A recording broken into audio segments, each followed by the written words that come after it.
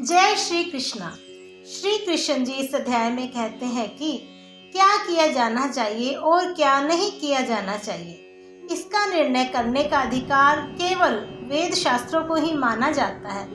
अतः हमें भी वेदों के वाक्यों को स्वीकार करना चाहिए। हमें इन वैदिक शास्त्रों के विधि निषेधों को समझना चाहिए और तदनुसार इस संसार में अपने कार्यों को संपन्न एवं दायित्वों का निर्वहन करना चाहिए। तो आइए चलते हैं श्री कृष्ण भगवान और अर्जुन के गीता संवाद अध्याय 16 में, जिसे सुनकर हम भी वेद शास्त्रों के विधि विधानों की कुछ सीख ले सकेंगे और अपने जीवन को सुखमय बना सकेंगे। अध्याय 16, नाम देवासुर संपन्न विभाग योग। यह अध्याय दिव्य प्रकृति के दैवीय गुणों से संपन्न पुण्यात्माओं के निरूपण से प्रारंभ होता है।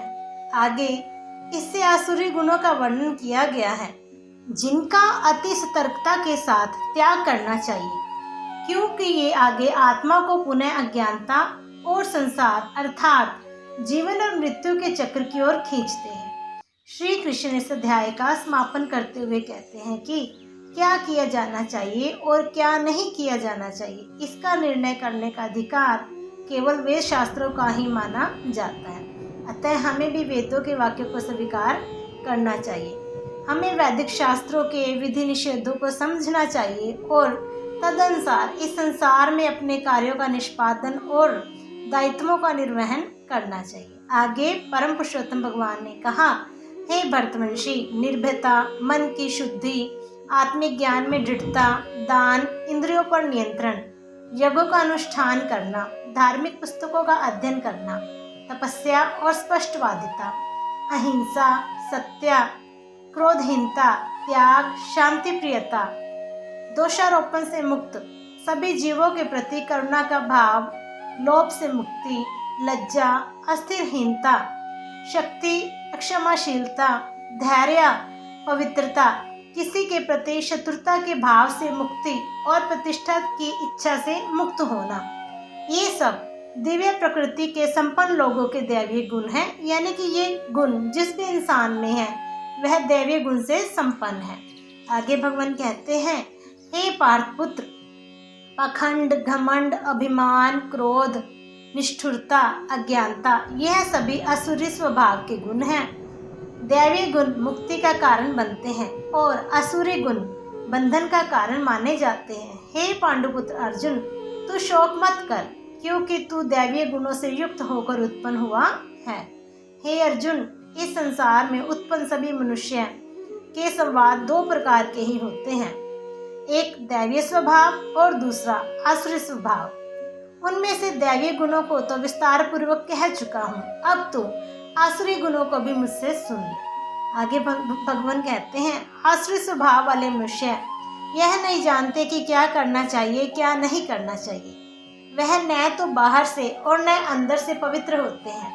वह न तो कभी उचित आचरण करते हैं, न ही उनमें सत्य पाया जाता है। आसुरी स्वभाव वाले मनुष्य कहते हैं कि जगत झूठा है, इसका न तो कोई आधार है न ही कोई ईश्वर है। यह संसार बिना किसी कारण के केवल स्त्री पुरुष के संसर्ग से उत्पन्न हुआ है, कामेच्छा के अतिरिक्त कोई कारण नहीं है। ऐसे आसुरी स्वभाव वाले मनुष्य केवल विनाश के लिए कर्म करते हैं, जिससे संसार का अहित होता है। आसुरी स्वभाव वाले मनुष्य कभी न तृप्त होने वाली काम वासनाओं के अधीन, झूठी मान प्रतिष्ठा के अहंकार से युक्त, मोहग्रस्त होकर जड़ वस्तुओं को प्राप्त करने के लिए अपवित्र संकल्प धारण किए रहते हैं। आसुरी स्वभाव वाले मनुष्य जीवन के अंतिम समय तक असंख्य चिंताओं के अधीन रहते हैं। उनके जीवन का परम लक्ष्य केवल इंद्रिय तृप्ति के लिए ही निश्चित रहता है और इंद्रिय विषय भोगों के लिए अवैध रूप से धन को जमा करने की इच्छा करते हैं। आसुरी स्वभाव वाले मनुष्य सोचते रहते हैं कि वह शत्रु मेरे द्वारा मारा गया है और उन अन्य शत्रु को भी मैं मार डालूंगा। मैं ही भगवान हूँ, मैं ही समस्त ऐश्वर्य को भोगने वाला हूँ, मैं ही सिद्ध हूँ, मैं ही सबसे शक्तिशाली हूँ, मैं ही सबसे सुखी हूँ। परंतु अंत समय में आसुरी स्वभाव वाले मनुष्य महान नरक को प्राप्त होते हैं। ऐसे आत्म अभिमानी हठी लोग अपनी संपत्ति के मद और अभिमान में चूर होकर शास्त्रों के विधि विधानों का आदर न करते हुए केवल नाम मात्र के लिए आडंबर करते हुए यज्ञों का अनुष्ठान करते हैं। अहंकार, शक्ति, दंभ, कामना और क्रोध से अंधे असुर मनुष्य अपने शरीर के भीतर और अन्य लोगों के शरीर के भीतर मेरी उपस्थिति की निंदा करते हैं। हे कुंती पुत्र, आसुरी योनि को प्राप्त हुए मूर्ख मनुष्य अनेकों जन्मों तक आसुरी योनि को ही प्राप्त होते रहते हैं। ऐसे आसुरी स्वभाव वाले मनुष्य मुझे प्राप्त न होकर अत्यंत अधम गति निम्न योनि को ही प्राप्त होते हैं। हे अर्जुन, जीवात्मा का विनाश करने वाले काम, क्रोध, लोभ, यह तीनों प्रकार के द्वार मनुष्य को नरक में ले जाते हैं। इसलिए इन तीनों का त्याग कर देना चाहिए। हे कुंती पुत्र, जो मनुष्य इन तीनों अज्ञान रूपी नरक के द्वारों से मुक्त हो जाता है वह मनुष्य अपनी आत्मा के लिए कल्याणकारी कर्म का आचरण करता हुआ परम गति परमात्मा को प्राप्त हो जाता है।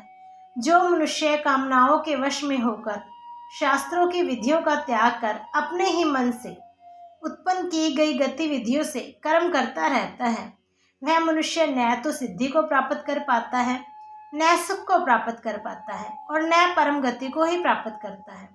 हे अर्जुन, मनुष्य को क्या कर्म करना चाहिए और क्या कर्म नहीं करना चाहिए, इसके लिए शास्त्र ही एकमात्र प्रमाण है।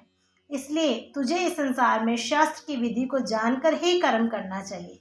इस प्रकार उपनिषद, ब्रह्म विद्या तथा योग शास्त्र रूप श्रीमद् भागवत गीता के श्री कृष्ण अर्जुन संवाद में दैवासुर संपत्ति भाग योग नाम का 16वां अध्याय संपूर्ण हुआ। जय श्री कृष्ण। अगर आप आध्यात्मिक पथ पर उन्नति करना चाहते हैं, आगे बढ़ना चाहते हैं, तो चैनल के साथ जुड़े रहिए। वीडियो को लाइक कीजिए, शेयर कीजिए, चैनल को सब्सक्राइब कीजिए। कमेंट बॉक्स में जय श्री कृष्ण लिखना मत भूलिए। मिलते हैं नेक्स्ट वीडियो में, तब तक के लिए अलविदा। धन्यवाद।